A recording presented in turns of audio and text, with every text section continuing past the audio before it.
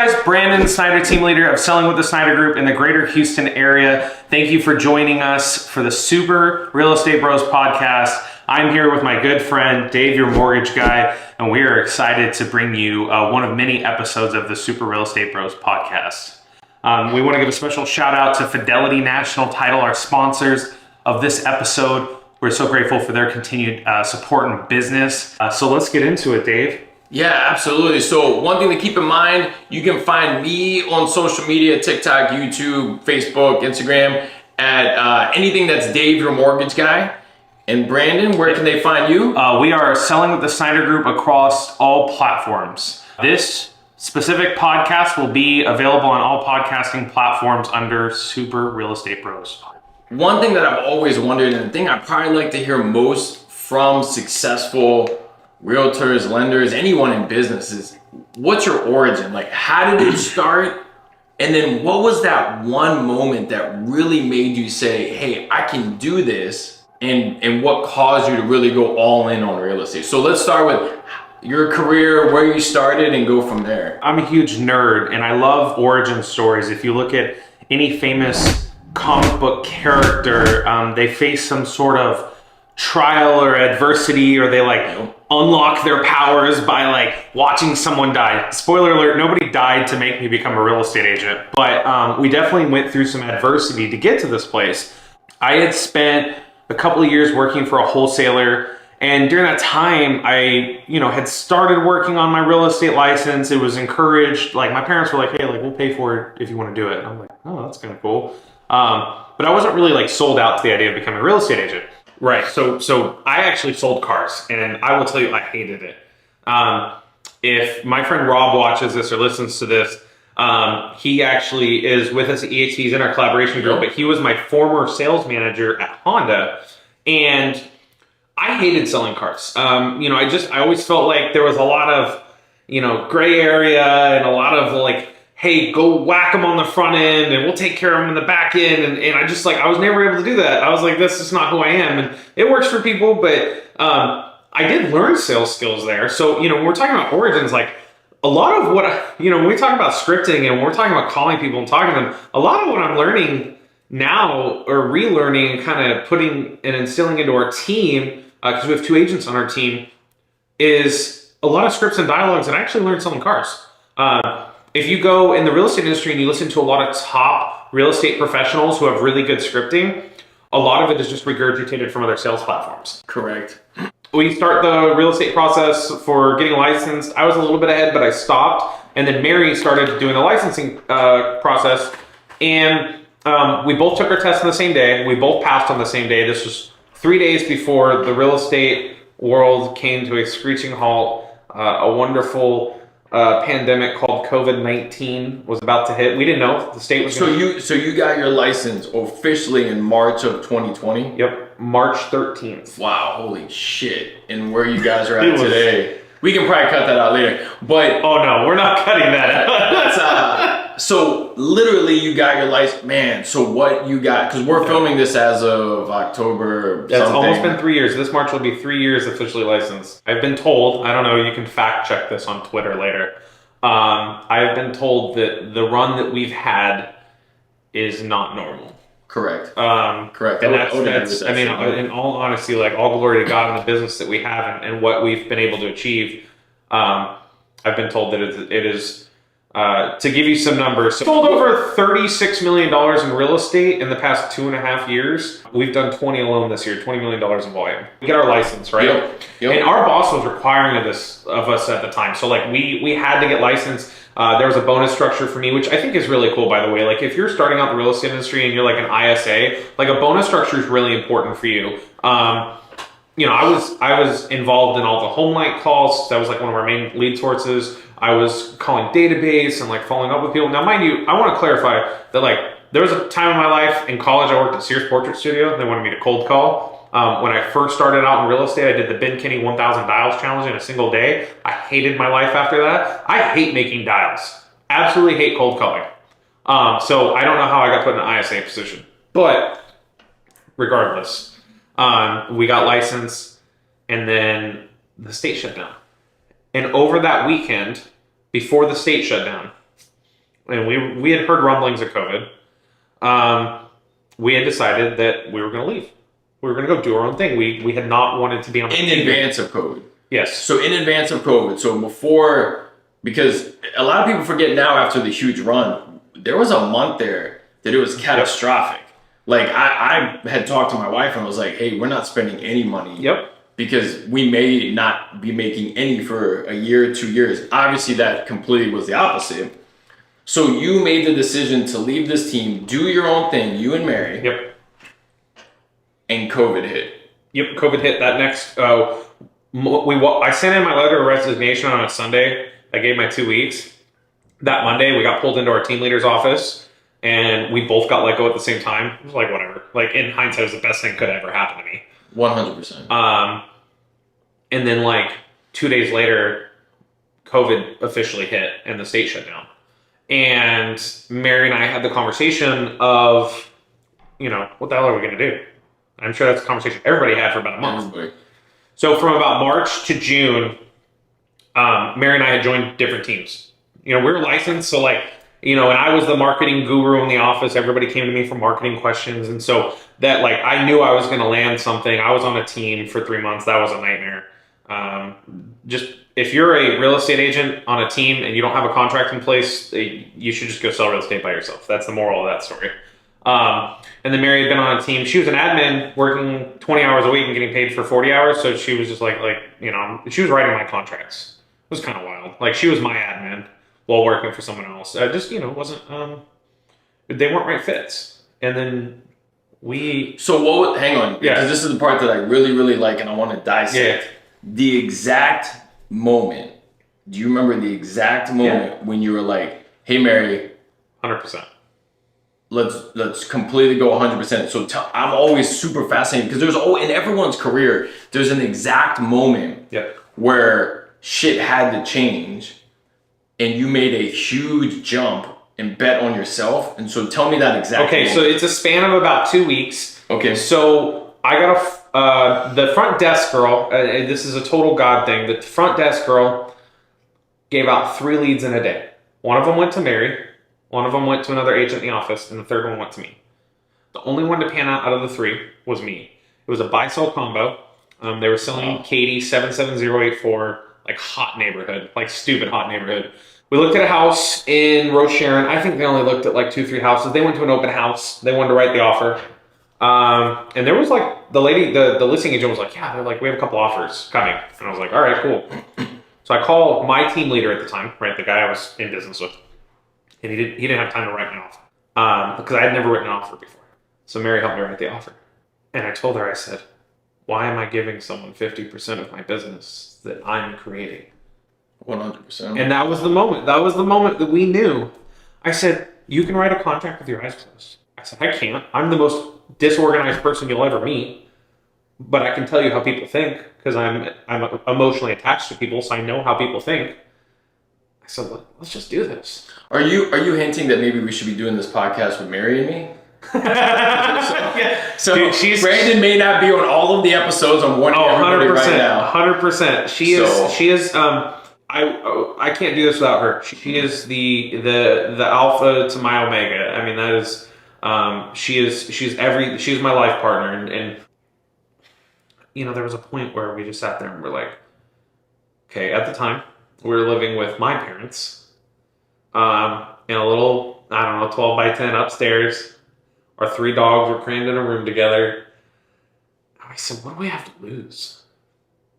Either the world's going to kill itself, which is kind of what it looked like during that 100%. time. You had nothing to lose. We had nothing to lose. I mean, we had very minimal debt. And we just went for it. And here's what's crazy. That first open house for that listing that I worked, my very first open house, I went up to who are now our friends and neighbors. If they listen to this, you guys are a huge testament. I walk up to them, I hand them a flyer like this, and I go, I'm going to let you do your thing. If you'd like, I can send the property website that I made for this house to your agent. I said, okay, no worries. We're not working with an agent. And the rest is history. They literally live 5 doors down from us. We've broke bread with them multiple times. We party together, you know, in the cul-de-sac or the neighborhood, and you know, so when we say we live off our relationships, we 100% live off our relationships. So, Oh, you got best friends that are clients. oh yeah, Like I've been to your events, right? And it's hilarious. Like, and I say this with the utmost respect. It looks like a group of 10 people hanging out. Right. And it does look like a customer appreciation part. You know, we've all seen like, thanks so much for coming out and blah, blah, blah. And yours are more or less like hugs, high fives, drinking beer, eating hot dogs and hanging out. It's, you guys do an amazing job with that. humble brag. Our clients get to throw out first pitches at baseball games. There you go. There you go. No, this is awesome. I've been actually writing notes because we've got some legit topics that I want us to save for future ones, because I think the one thing that going into this podcast that I really hope for is, one, it's good information that we're going to give. But I think there's agents out there who are listening to this and thinking in the first 2 years, you're for sure not going to have a team. In the first 2 years, for sure you're not going to do that amount of production. And I think it's important to not only show that it can be, go over the pitfalls, go over the plans, the things that you learned. And you have a leg up because you were on teams before starting your own. And I think that's an extremely valuable lesson, is you realize what other teams do well while you're working with them and things that they don't do well, and how when you start your own team, there's nuggets that you're taking from that, right? 100%. I think a lot of agents are going to get into this game right now, and they're going to be like, oh crap, what do I do? Correct. There is the only difference between now and then is your perspective. I promise you that it was going to be rough for us regardless if we started in COVID or not in COVID. But the biggest thing is we dug in, we said, we're going to do this, we committed to this, and we saw it all the way through. You know, right now, I have a listing going live today. We have like 5 listings going live this month. There is no shortage of business out there for you to go get, but you have to. And if you follow us on socials, you'll see, like, I made a reel the other day about it. Like, this is what I do to restart my business. I'd be making video content. I'd get intentional. I would start, you know, I have this theory, and I tell it to our agents that join our team, that join our collaboration group at EXP. I say, right now, you need to go find your 5 generals that I use this extreme case, if a gun was put to their head tomorrow, they would refer you a real estate deal. Those are the people that you need to go spend the most time with over the next 3 months. Go take them out to lunch, coffee, and don't talk about real estate. What do you mean don't talk about real estate? Don't talk about real estate. I will die on this hill, but I promise you, they're gonna know. If you are the person that is meant to sell real estate, they're gonna be like, hey, how's the real estate thing going? Because they know, because they care about you. Well, correct. Not only that, once you build that relationship, it's the first thing that pops in their head. Right. So, as like with anybody with referrals, right? Like you'll say, hey man, do you know a plumber? Yeah, but okay, this and that. The people who love their plumber are like, dude, you gotta call my person. Oh my God, they're awesome. They do an amazing job. I've used them for 10 years. Yep. And that is the referral that you want. The one that blows them away, as if the person referring it is not even giving you a choice. Like, no, hey man, I'm telling you, you need to call my guy. You need to call my girl. They absolutely blow away. So when you're building the relationship, you need to go into it. And I'm working on this, and it bothers me when you see people who don't. Organically giving a shit about the other person when you're building relationships. Meaning, sit down and talk about what they're dealing with for an hour. Like, I sat down with a buddy of mine. We talked about a ton of stuff. None of it was related to mortgages, right? And that wasn't even my goal going into it. It's keeping in contact and building relationships, showing you care. And if there's opportunity for referrals, you're going to get it. At a minimum, you're putting out good energy. Building a relationship, the shit's gonna work itself out. Yeah. You go in going, okay, I need to meet with 10 people who know X amount to be able to get, man, you start looking at what you want into those meetings, that shit comes off so blatantly obvious. Yeah, it's 100% to everybody involved. 100%. Like, if you're relational instead of transactional, you're gonna do in any amount of business. It doesn't even have to be in sales, right? Like, if you run a restaurant and you just love on people, like, people will come to your restaurant because of the hospitality. There's a place in Katy we love. It's called That's My Dog. If you haven't been there, you need to check it out. They also own another place called Auntie Bill's Cafe. It's soul food. And when you walk in, they're like, hey family, how you doing? They talk to you, they love on you, they make you feel right. I spent $11 on a hot dog, and I felt like I was the second coming for like 10 minutes. Like, that is the type of business everyone should be running, and not everyone's going to do that. So if you're a new agent and you're trying to figure out exactly what you need to be doing to go sell, we're going to sell 70 homes this year. If you need to go sell 70 homes, like, I promise you, love on your people. Love on your people no matter what. And sometimes it just doesn't work out. Like, you can love on people. I'll give you a perfect example, and I won't go into too much of the details because there's an active issue going on, but we sold someone a house last year, and we loved on them. I brought them a pie in November, hand-delivered them a pie, and another agent was trying to sell their house during that time. Didn't have a sign of the yard. And to jump in with not knowing the story, I'm going to assume it may be a story that I know some of it. Yeah. Okay. There's more to it, but I only bring it up because you're going to get hurt. There are going to be people that will not do business with you again, no matter how nice to them, you could literally like cry with them and like be in their living room and like just love on them, and they may not use you again. Well, and I'm going to raise my hand because to jump in here, that particular story, I can say from being in the business for over 20 years and handling the mortgage in that scenario, nobody else, in theory, the vast majority of realtors in the business would not have gotten them in a home, which I think was what makes that story harder to probably deal with. So, man, that's huge. We're going to completely hold on to the blow up part past that. Sure, absolutely. And dissect it because that's a whole nother topic. I'll jump in and give you my origins and how I got into it. Yeah, absolutely. I want to hear, Dave, you're Mo Frackin' mortgage guy. Like you and I have been friends for a couple years now, and I was referred to you by another agent because another mortgage lender dropped the ball infinitely. I mean, literally just always dropped the ball. And it was young in our career, so we were like, hey, like, we need someone we can trust. And I felt like we vibed really well. So tell us your story. Yeah, absolutely. So I'm old. Like, in this business, I'm like a cockroach. I've been around so long. But my career started when I was in college, getting my degree from Penn State. I went and took real estate classes in the morning. So I wanted to be a realtor. Like, that's truly what I wanted to do. I graduated. And one of the companies I interviewed with was with a mortgage company. So I was like, man, that's super close to real estate. Right. Like, that's about as close I can get. I'll take it. Went to work for at that time, what's called a subprime company as a sales rep. Moved from Philly to here. And when the market crashed, so the '08 crash, which was terrible. I mean, you go from making X amount of money to making maybe a tenth, right? No job possibilities. Went through a divorce.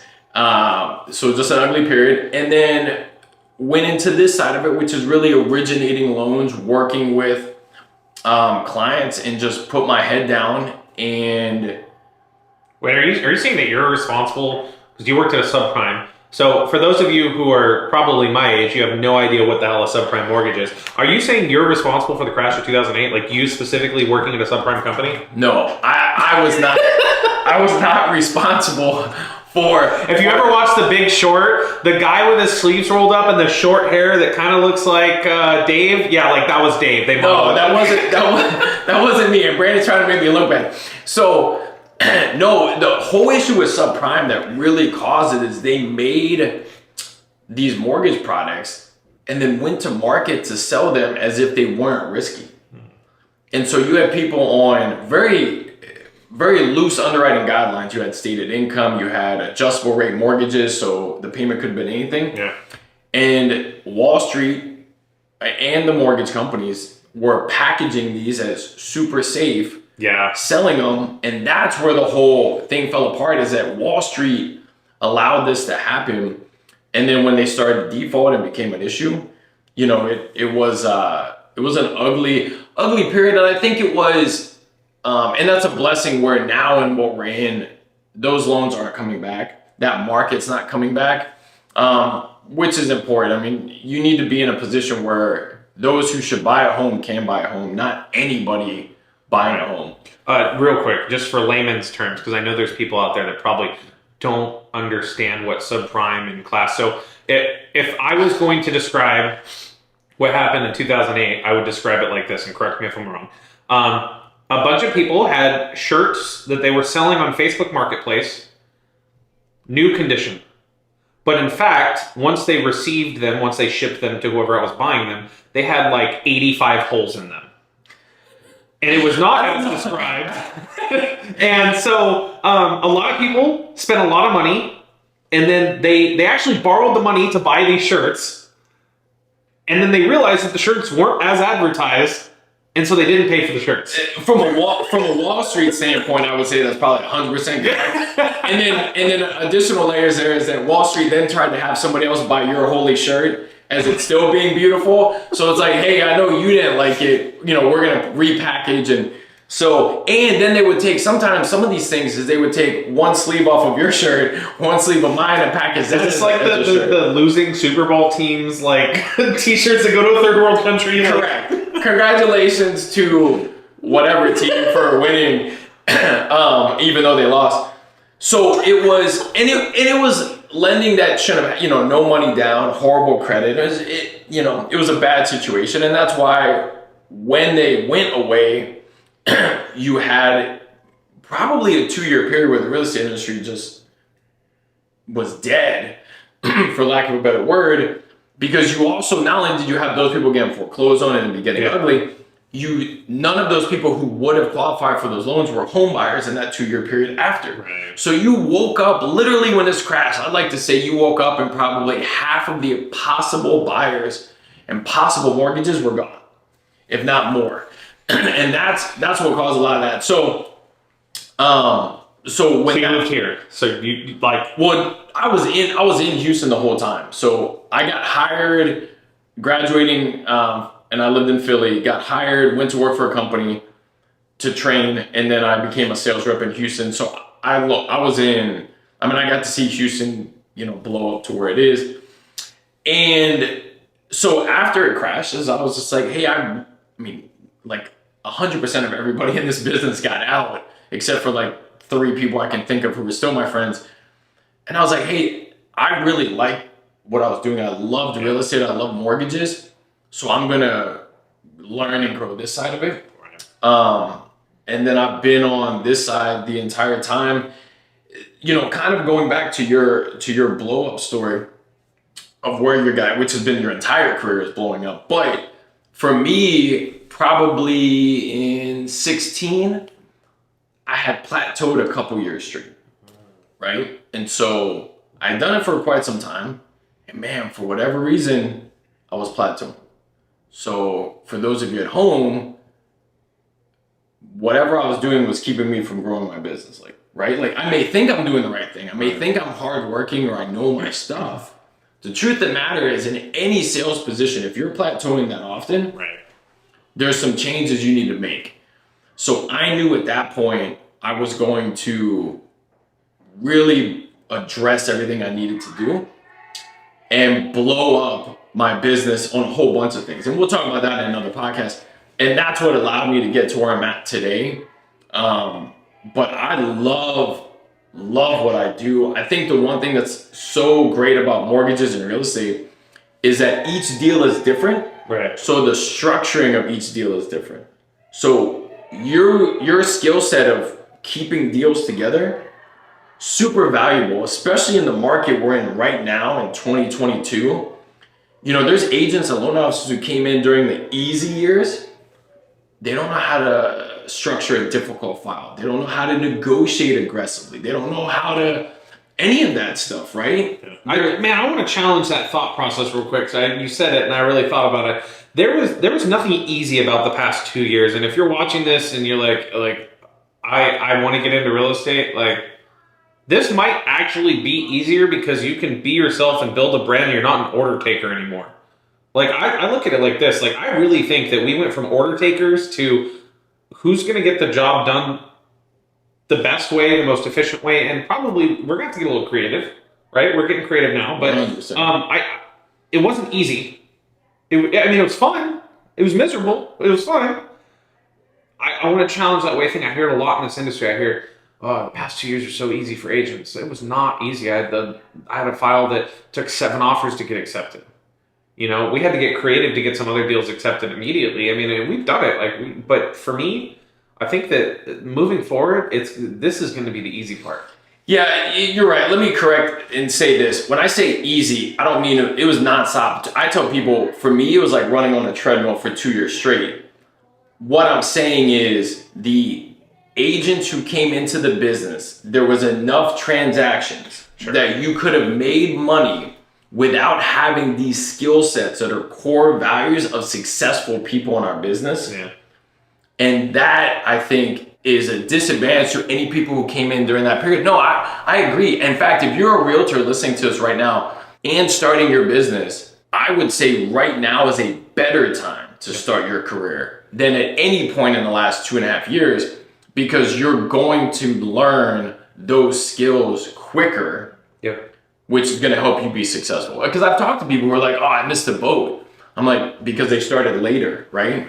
And I'm like, man, I don't think you missed the boat. I think if you really go and double down, you're going to be way more successful than most people who started and didn't learn those skill sets. We're not saying everybody who started in that 2-year period is like, just it's a free ride. That's not the case. Right. There are skills that you need to have that separate you from your competition. You're going to learn them in a normal market or a tougher market. Right, 100%. Than you would in that. Like if you were selling a home in the last 2 years, you're going to get X amount of offers. How do you sell that home when it sits on the market for 45 Good luck days? and Godspeed. No, we'll talk about that later. I think there's some really creative ways we can get homes sold. $52,000 in solar panels might be a challenge, but but okay, let's jump back into this because we only have a little bit of time left on this podcast. I want to talk about so you came here, you plateaued in your business. Give me like a 30-second blurb. What is Dave and Mortgage Guy now? What was the thing that got you through the plateau? What is that, that adversity, that challenge that you faced? Just tell me a little bit about that. Yeah, absolutely. I'm going to tell you the exact moment I thought I was dying. This is a true story. I felt like I was dying inside because the amount of money I was making was not nearly enough for what I wanted to accomplish in life. And I had plateaued. So that's a couple years of realizing that. I'm married, 2 kids. My wife works at home, or stays at home and with the kids and does a whole bunch of activities. She works at home. It's okay. And investments and all of that. But I was the sole breadwinner in that example. I got very frustrated because I saw other people closing nationally, not in Houston. They were closing more than me. And I was like, man, they're not smarter than me. They're not working harder than me.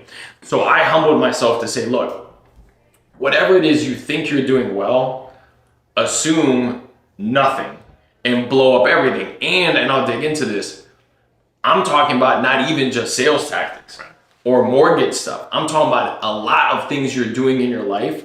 So I then humbled myself to say, I will blow up everything to get to where I want to go and address personal, diet, mental health, sales, hiring, growing my team. I mean, like a ton of shit.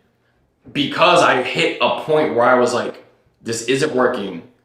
I will do whatever it takes. I can tell you the exact moment where it really was hitting me is I would talk to my good buddy Nick, and I was at the gym before I walked in. I remember I posted photos. It's 24-hour fitness in Katy. There was a corner, and I talked outside with him, walking around in a circle for 30 minutes before I went into the gym with an absurd amount of frustration and just venting and just realizing I need to blow my shit up. And people told me in advance of this, hey man, you're doing fine. Just keep doing what you're doing. And while they meant it in the nicest way possible, it was the worst life advice I could have gotten because keep doing what you're doing literally plateaued me for 3 straight years. Yeah. So when you hear that, they don't mean it in a mean way. Just know that you need to attach yourself to people with a different thought process because, and this was something that was big for me, where I wanted to go, I had not seen anybody do it the way and the level I wanted to get to. So I was going into uncharted territory. Sometimes with mentors, you can look and say, hey, that person closes $100 million in real estate and has a team of 10. I want to be just like Bob, just like Karen. So I'm going to follow that model. Right. There's a lot of examples. You may not have a model for what you want. You need to make that model. Yeah. Well, we have just a few seconds left. I want to say something real quick that I think is hyper important out of everything that was just talked about. You have to be willing to sacrifice everything to achieve everything. I think that if there's two things we can pick out of both of our origin stories, is that the breakthrough happens is that when you're desperate and there's no other way out, you break through and you find the way out because there's no other option. The only option you have is to succeed, because failure is not an option. Correct. We owe it to our families, to our spouses, to our kids, in your case, to break through, because it's what's expected of us, because we were designed to be great. So that's gonna wrap us up for today. Man, thank you so much for joining me in this venture. I think it's gonna be really fun as we continue to talk about real estate, our lives. We're gonna talk about things not related to real estate. Just have fun with it. You can find this podcast anywhere where podcasts are located. We'll get it distributed to the right channels. Yep. We look forward to talking to you soon. Remember, if you are looking for a home in the greater Houston area, looking for a mortgage, DaveYourMortgageGuy.com, sellingwiththesnyders.com. We'd love to talk to you soon. Thanks, guys.